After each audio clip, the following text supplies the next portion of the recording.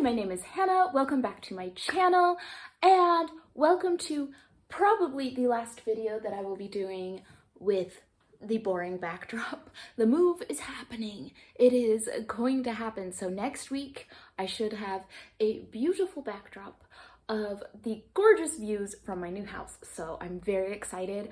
We're moving to a small town just outside of Barcelona, and it's going to be gorgeous. And the view is just stunning. So I'm really, really excited about it. So say goodbye to boring blank wall, and we'll be getting to some fun things. I'm really gonna miss living right in the middle of the city, but the countryside is gorgeous and we're really close. I mean, I can get into Barcelona when I need to, so it should be fine. But I've read some really good books in the past little while, and I'm really excited to talk about them. So let's jump into that. So this first book was a recommendation from Jolene over at Bookworm Adventure Girl. So I will make sure to link her channel down below. I picked up Dead Man Walking, the eyewitness account of the death penalty that sparked a national debate by Helen Prejean. And this was a really, really good book. She is a nun who worked with a couple death row inmates. And this book was originally published in 1993. And I really loved just this really strong voice against the death penalty while still admitting just how horrible some of these crimes are. I have read recently, this last year, I read that book by Anthony Ray Hinton and Just Mercy, and they talk a lot about death row inmates and the death penalty, but most of that, I feel like, focuses on these people could be innocent and we don't want to kill them, which I think is a great, great focus. And where I feel like this book gave me something different was that these men probably were very, very guilty. You know, like, it wasn't oh, what if they were innocent? We definitely shouldn't kill them kind of thing. The debate was more, no, these men have done reprehensible things, just awful, but they are still people and the government should not be putting people to death.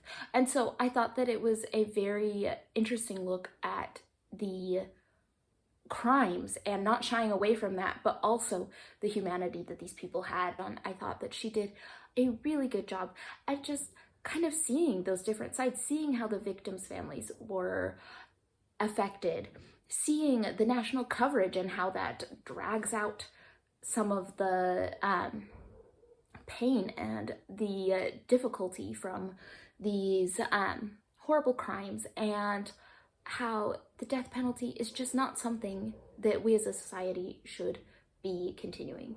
And I thought it was a really interesting book, especially for the time period. I think if you've been reading any books that have talked about different forms of justice and especially like in the United States, some of the history behind that, I think that this fits right in with it. So it was really well done, and yeah, do recommend this one.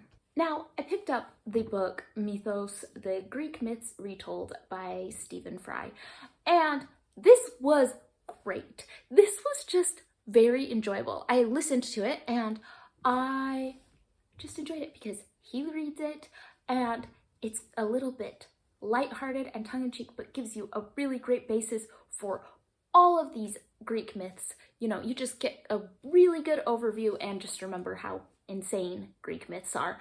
But if you want to read Greek myths in a way that is fun and catchy and engaging, pick this up. This was a great way to get your fix of Greek mythology. I was really glad to pick it up. My daughter loves Greek mythology, so I was reading it and then she'd say, oh, could you tell me one of the stories? Now, this book is not directed towards kids, so I'm trying to tell her some of the things, but she knows more about the myths than I do. And I told her, I was trying to tell her the story in a fun, kid-friendly way about the satyr who had a musical competition with Apollo, and the 9 muses were judging and Apollo won. And I was like, yeah, that's the great story. And of course, I don't know what book she picked this up in, but she says, oh yeah, and then Apollo flayed him alive. Like, you're 7. what mythology books are you picking up? But I was glad to read this book because I feel like, for me, it's good to relate to my daughter a little better. She's checking out all the mythology books she can find. So this was really good for that, but also just a really entertaining and wild ride. So it was really fun. I enjoyed it. Highly recommend. Now, Caitlin over at Bandy's Books read this book on the recommendation of Melinda over at A Web of Stories, so I'll make sure to link their channel down below. And I had to put it on my list. I read The Witch's Heart by Genevieve Gornichek, and this is a Norse mythology retelling. So, point of advice, don't read this book at the exact same time as listening to Greek mythology, because the Mythos book, I don't know, it all got kind of squished in my head a little bit. That was probably not the smartest idea on my part. It was all mythology, and I was like, which one is going with which? Now, this book I enjoyed. I thought it was well done. It was telling the story of Angrboda, and she is a witch, and she is married to Loki, and going through her whole story. And I really like the retelling from her perspective. I thought that the stories themselves were really fun. But that being said, I do think there were a couple things that I think might help if you wanted to go into reading this book. I think that you need to know some Norse mythology to really get and enjoy the book. So having read other books that have told the stories that are talked about in this book was very helpful, because we see things from Angrboda's perspective, and she is in a cave in the woods, and so we kind of see the aftermath of the stories, or things being told to her secondhand. And I feel like I would have really missed out had I not known maybe the full fleshed out story of whatever was going on, and then Loki shows back up to her house and has his mouth sewn shut. It's nice to know those stories a little bit before, and I know that the book tries to kind of explain what's going on, but I feel like having that background will make this book much more enjoyable. So I was really glad I knew a little bit of the stories, so that because I think some of it can feel a little dull because it's from her perspective. We're in a cave in the woods for the majority of the book, and we're hearing things from maybe a more secondhand perspective. So I do think that that kind of slows down the action a little bit in the book. And so at points, I think that it could have been a little more engaging, but it was just the nature of what character the author wanted to focus in on. So yeah, having some background will make it more exciting and more interesting. Overall, I enjoyed my time with it. I wouldn't say that this is like my 5-star mythology retelling kind of thing, but it's, you know, like a good 3.54 stars. There were some really like cute and compelling romances, but they all ended up, I mean, just depressing also, and good mythology, good retelling. So, I mean, it was a solid book. I wish that there had been a couple things to really make it a little more exciting at certain parts. But yeah, I did enjoy it. It was a fun one. So I heard about this last book from the channel Books Cause Insomnia, so make sure to link that down below. And this is called Insignificant Events in the Life of a Cactus by Dusty Bowling. And this is a sweet middle grade type book, and it is about a girl who was born without arms, and it's her navigating her new situation in a new school. Her family moves to Arizona, and she's trying to make new friends with a bunch of people that aren't used to her disability, and trying to settle into Arizona and make friends. And that's kind of the whole plot. They do throw in a little bit of a mystery at some point. It's really cute. I feel like this works really well for a middle grade audience because it is kind of juvenile. I don't know if this book was super heavy on plot other than, look, this girl doesn't have arms and that's okay. And she has a friend who has Tourette's and that's okay too.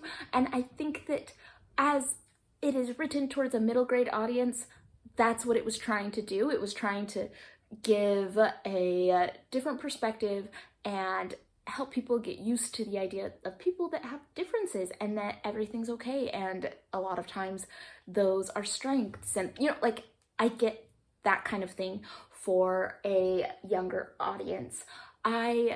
For me, reading it, I found it a little bit annoying just because I think I prefer my books, if you're trying to have better representation, trying to show different people, have something with a real plot, and then have people that happen to have disabilities contributing, and don't just have it just focused on, oh look, so these are the accommodations she needs and these are the things that she has to do to make her life work since she doesn't have arms. I thought that, like, maybe it was just a little too focused on that one aspect of this girl, you know, like, and I just think that it could have been a little less disability focused. Now, I have read some other books that I feel like focus on disabilities, but they're very focused on an education aspect. I read one, True Biz, a little while ago that talked a lot about the deaf community, and I feel like that one was really good because it focused on so many deaf issues, because it was very much in the education camp. Like, it's gonna teach you all the things. And this one, I don't feel like really focused even on that. Like, oh, here are issues that she faced and we need to change this as a society to make things easier for her. Instead, it was, these are the disadvantages she might have and we should all be nice to her. And that was kind of where that discussion ended, but that was the whole book. So I don't know. I have mixed feelings because I do think that for a middle grade audience, it could be really good. And I can see a lot of people really enjoying this book. But I also kind of feel like, can we be a little smarter and a little better? Have more of a plot. They tried to throw in some mystery, some different things, but I just didn't feel like that was very important to the book.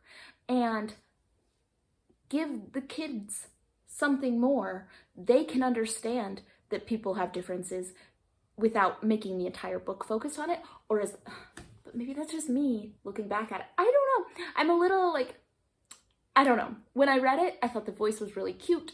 I was engaged. I thought it was fun. I just am not sure if it had everything that it could have had. So, yeah, it was an interesting one. If you've read a book like this, let me know what your thought is on, like, these middle grade books. How do they present topics without kind of just simplifying them to the point of being trite? I don't know. And that is what I read the past week or so. So if you have any thoughts on these books, let me know in the comments down below, and I will see you all on the next one.